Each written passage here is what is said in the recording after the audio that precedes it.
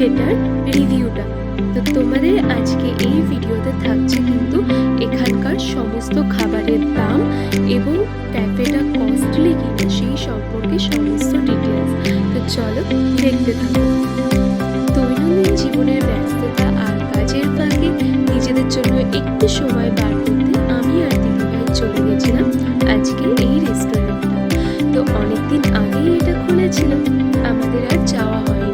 তো আজ আমরা চলে গেছিলাম। তো দেখো, প্রথমে গিয়েই কিন্তু আমরা অর্ডার দিয়েছিলাম, আর আমরা কি কি অর্ডার দিলাম আর খাবারের কেমন দাম সবটাই কিন্তু আমি বলে দিচ্ছি।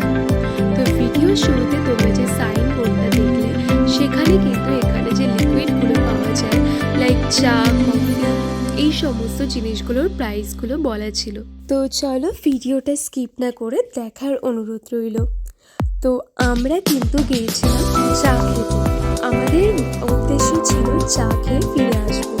কিন্তু এখানে গিয়ে আমরা দেখলাম এখানে শুধু চাই পাওয়া যায় না, এখানে কিন্তু পিৎজা, বার্গার এবং অন্যান্য খাবার দাবারও পাওয়া যায়।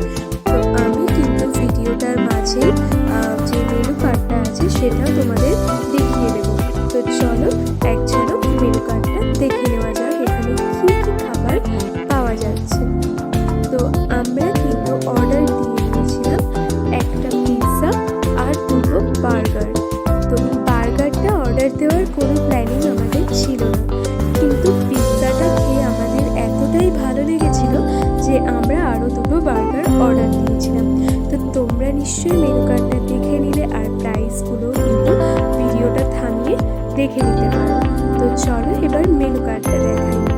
এই যে দেখতে পাচ্ছ, আমরা যে পিৎজাটা নিয়েছিলাম সেটার প্রাইস নিয়েছিল 220 টাকা, আর এটা ছিল 8 ইঞ্চির একটা পিৎজা, আর খেতে কিন্তু ছিল অসাধারণ স্বাদ।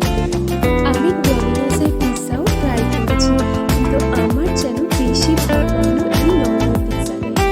তোমরা যারা পিৎজা খেতে ভালোবাসো তারা কিন্তু অবশ্যই একটা কমেন্টে জানিয়েছো, আর ভিডিওটা তোমাদের ভালো লাগবে কিনা সেটাও কিন্তু কমেন্টে বলো।